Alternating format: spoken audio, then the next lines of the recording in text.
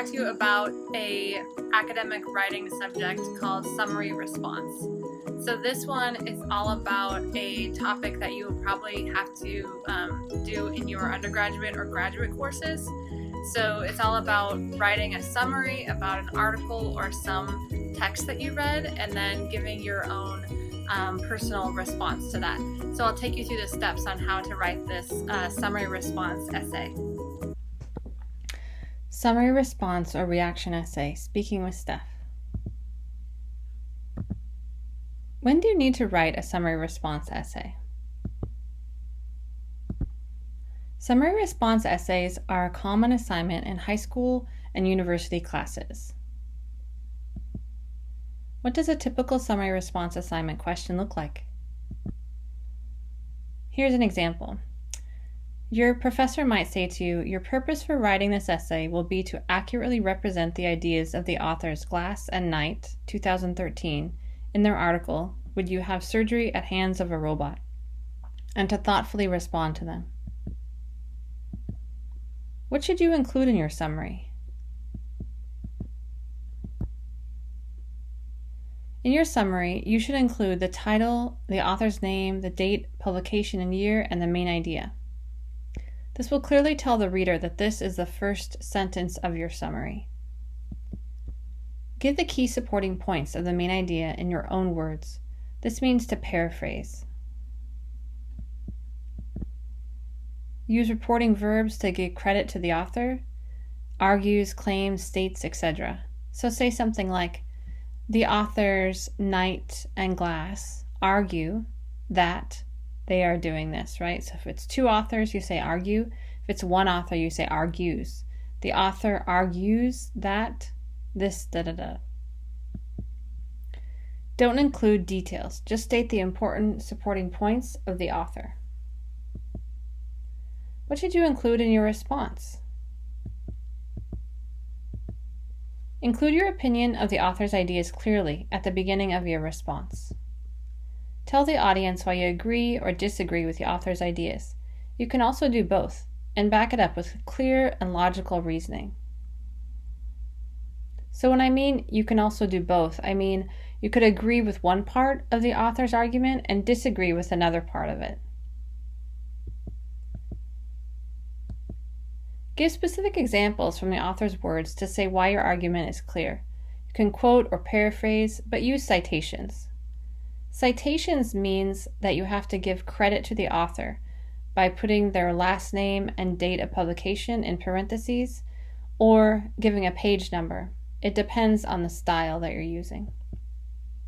You can also include support or criticism about the author's arguments, evidence, examples, reasoning, writing style, etc. So if you agree with the author and you think they've done a good job with their writing, you would support them. If you don't agree with them, then you would criticize them. Make your own voice clear in your response. So this is where you can actually integrate personal experiences. What personal experiences have you had that make you feel this way? What other articles or research have you read that make the author's argument stronger or weaker? What does an outline look like for a summary response essay? Remember, it's really important to start with an outline when you're doing your pre-writing. Let's look at the first paragraph. This is where you'll have your summary. So you're going to give the main idea of the article with the name, title, and date. And then after that, you're going to give supporting points. Now this depends on the length of the article. And then at the end of this part, you're going to give your thesis statement. They will clearly state if you agree with the author's main idea or disagree or both. The next part is the response. This should be paragraphs 2, 3, and 4, but it also depends on the length of the essay that your professor wants you to write. Here's where you're going to analyze the article. You're going to do an analysis of the article. So you will develop your point about whether you agree, disagree, or both. And then you will have a response to the article. And you will point to specific points in the article. And at the end, you're going to have a conclusion. You'll restate your thesis. your opinion, and end with a strong argument. Let's look at an example of a summary response essay. So here is an example of a summary response essay. Let me just get it to the beginning here. And this was taken from this university website called Mesa Community College. So this is their website here. And this article that was written as an example was about this, responding to this article here. So this article from CNN, Would You Have Surgery at Hands of a Robot, written by Glass and Knight, right, from CNN, 2013. So this is that actual article that this student is responding to in this essay. So notice the formatting. Make sure you have the correct formatting up here in the corner for your heading. You have your name, professor's name, class, date. You also have a title, right? Now this essay has a little bit more advanced writing, so they also give some background information about an experience that this student had.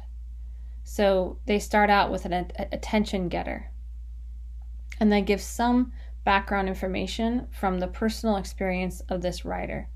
In my research to identify the right surgeon for me, the names of 2 prominent minimally invasive surgeons came up, right? So this part here is actually giving some background information about why this student feels this way about these authors. Now here, this is where the summary starts.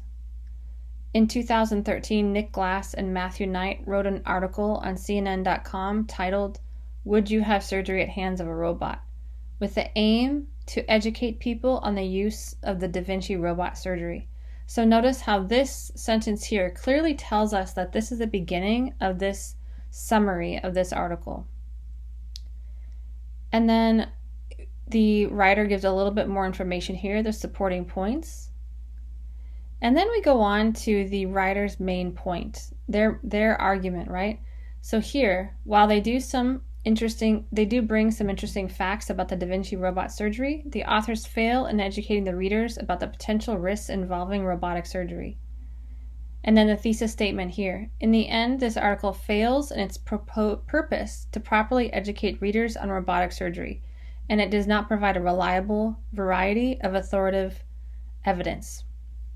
Notice how there are annotations here on the left-hand side. This is great. This is the professor's annotations of this essay that was written. So we can clearly see that this writer does not agree with the main points of this article. Okay, so I'm going to put the link for this article in the description, so you can come back here and you can look at how this article is organized.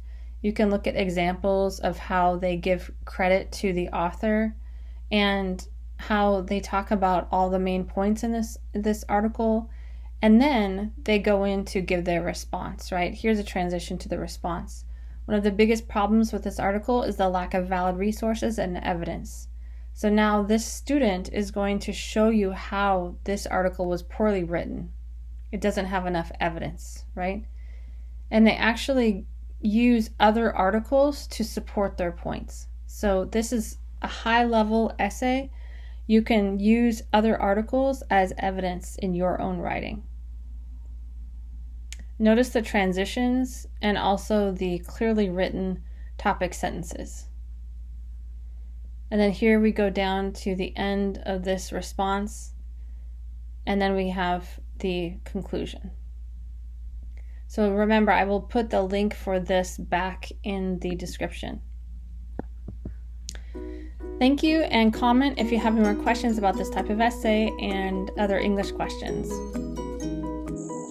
All right, that's all for this lesson about summary response writing. So check out my other videos if you want to learn more about writing or vocabulary or grammar.